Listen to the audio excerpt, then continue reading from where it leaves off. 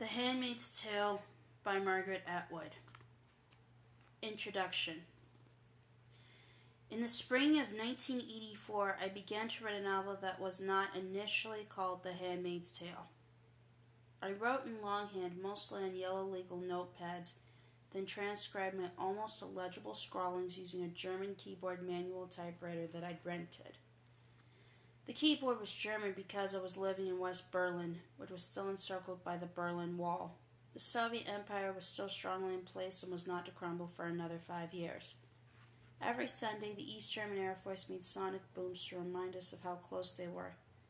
During my visits to several countries behind the Iron Curtain, Czechoslovakia, East Germany, I experienced the wariness, the feeling of being spied on, the silences, the changes of subject, the oblique ways in which people might convey information, and these had an influence on what I was writing.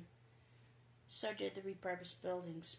This used to belong to, but then they disappeared. I heard such stories many times.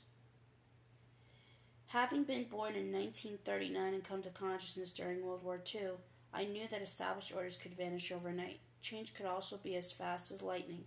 It can't happen here, could not be depended on. Anything could happen anywhere given the circumstances. By 1984, I'd been avoiding my novel for a year or two. It seemed to me a risky venture. I'd read extensively in science fiction, speculative fiction, utopias, and dystopias ever since my high school years in the 1950s. But I'd never written such a book. Was I up to it? The form is strewn with pitfalls, among them a tendency to sermonize, a veering into allegory, and a lack of plausibility. If I was to create an imaginary garden, I want the toads in it to be real. One of my rules was that I would not put any events into the book that had not already happened, which James Joyce called the nightmare of history, nor any technology not already available. No imaginary gizmos, no imaginary laws, no imaginary atrocities. God is in the details, they say. So is the devil.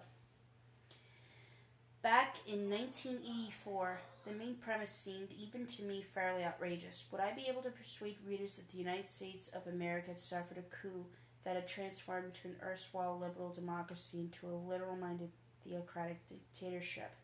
In the book, the Constitution and Congress are no more. The Republic of Gilead is built on a foundation of the 17th century Puritan roots that have always lain beneath the modern-day America we thought we knew. The immediate location of the book is Cambridge, Massachusetts, home of Harvard University, now a leading liberal educational institution, but once a Puritan theological seminary. The Secret Service of Gilead is located in the Widener Library, where I had spent many hours in the stacks, researching my New England ancestors as well as the Salem witchcraft trials. Would some people be affronted by the use of the Harvard Wall as the display area for the bodies of the executed? They were. In the novel, the population is shrinking due to a toxic environment, and the ability to have viable babies is at a premium. In today's real world, studies in China are now showing a sharp fertility decline in Chinese men. Under totalitarianisms, or indeed in any sharply hierarchical society, the ruling class monopolizes valuable things, so the elite of the regime arrange to have fertile females assigned to them as handmaids. The biblical precedent is the story of Jacob and his 2 wives, Rachel and Leah, and their 2 handmaids. 1 man, 4 women, 12 sons. But the handmaids could not claim the sons. They belonged to their respective wives. And so the tale unfolds. When I first began The Handmaid's Tale, it was called Offred, the name of its central character. This name is composed of a man's first name, Fred, and a prefix denoting belonging to. So it is like D in French or Von in German, or like the suffix "son" in English last names such as Williamson. Within this name is concealed another possibility, offered, denoting a religious offering or a victim offered for sacrifice. Why do we never learn the real name of the central character? I have been often asked. Because, I reply, so many people throughout history have had their names changed or have simply disappeared from view. Some have deducted that Offred's real name is June, since of all the names whispered among the handmaids in the gymnasium/dormitory, June is the only one that never appears again. That was not my original thought, but it fits. Readers are welcome to it if they wish. At some time during the writing, the novel's name changed to The Handmaid's Tale, partly in honor of Chaucer's Canterbury Tales, but partly also in reference to fairy tales and folk tales. The story told by the central character partakes for later or remote listeners of the unbelievable, the fantastic, as do the stories told by those who have survived earth-shattering events. Over the years, The Handmaid's Tale has taken many other forms. It has been translated into 40 or more languages. It was made into a film in 1989. It has been an opera, and it has also been a ballet. It is being turned into a graphic novel. And in April of 2017, it launched as an MGM Hulu television series. In this series, I have a small cameo. The scene is the one in which the newly conscripted handmaids are being brainwashed in a sort of Red Guard re-education facility known as the Red Center. They must learn to renounce their previous identities to another place in their duties to understand that they have no real rights but will be protected up to a point if they conform. And to think so poorly of themselves that they will accept their assigned fate and not rebel or run away. The handmaids sit in a circle with the taser-equipped aunts forcing them to join in what is now called, but was not in 1984, the slut-shaming of their number Janine, who was being made to recount how she was gang-raped as a teenager. Her fault, she led them on.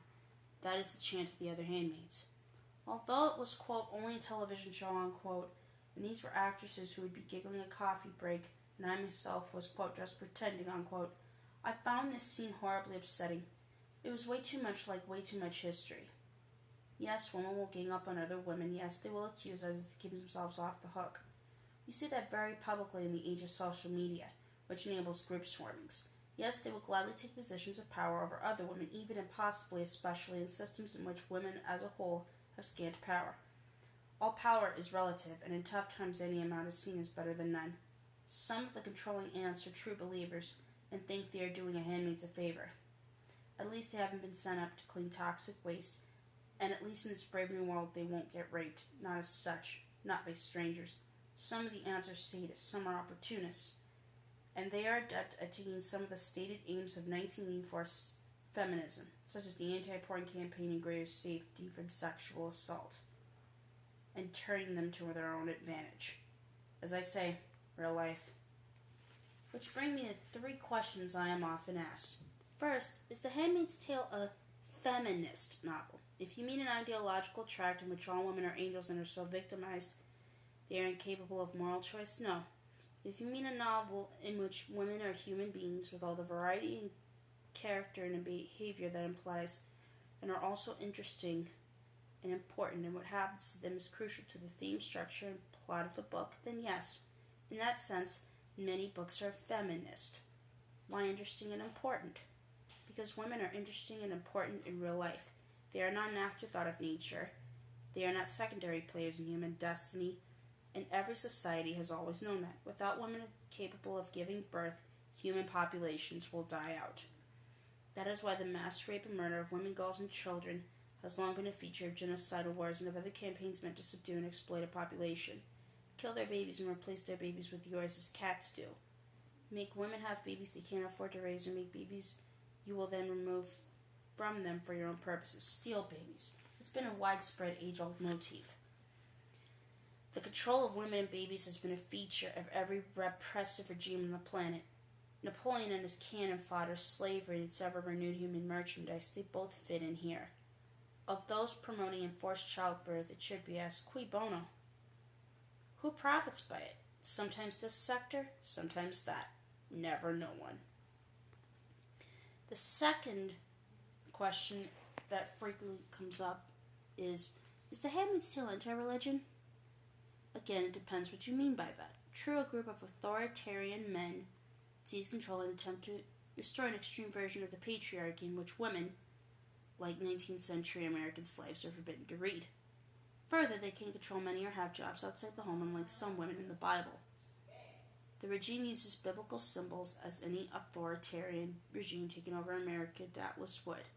They wouldn't be communists or Muslims. The modesty costumes worn by the women of Gilead are derived from Western religious iconography. The wives wear the blue of purity from the Virgin Mary. The handmaids wear red from the blood of parturition, but also from Mary Magdalene. Also, red is easier to see if you happen to be fleeing. The wives of men lower in the social scale are called econowives and wear stripes. I must confess that the high face-hiding bonnets came not only from mid-Victorian costumes and from nuns, but from the Old Dutch cleanser package of the 1940s, which showed a woman with her face hidden and which frightened me as a child. Many totalitarianisms have used clothing, both forbidden and enforced, to identify and control people. Think of yellow stars and Roman purple, and many have rolled behind a religious front. It makes the creation of heretics that much easier. In the book, the dominant religion is moving to seize doctrinal control, and religious dominations familiar to us are being annihilated. Just as the Bolsheviks destroyed the Mensheviks in order to eliminate political competition, the Red Guard factions fought to the death against one another. The Catholics and the Baptists are being targeted and eliminated. The Quakers have gone underground and are running an escape route to Canada, as I suspect they would. Offered herself as a private version of the Lord's Prayer, refuses to believe that this regime has been mandated by a just and merciful God. In the real world today, some religious groups are leading movements for the protection of vulnerable groups, including women. So, the book is not anti-religion, it is against the use of religion as a front for tyranny, which is a different thing altogether. Is The Handmaid's Tale a prediction? That is the third question I'm asked increasingly as forces within American society seize power and enact decrees that embody what they were saying they wanted to do even back in 1984 when I was writing the novel. No, it isn't a prediction, because predicting the future isn't really possible. There are too many variables and unforeseen possibilities. Let's say it's an anti-prediction. If this future could be described in detail, maybe it won't happen. But such wishful thinking cannot be depended on either. So many strands fed into The Handmaid's Tale: group executions, sumptuary laws, book burnings, the Lebensborn program of the SS, and the child stealing of the Artinian generals, the history of slavery, the history of American polygamy. The list is long.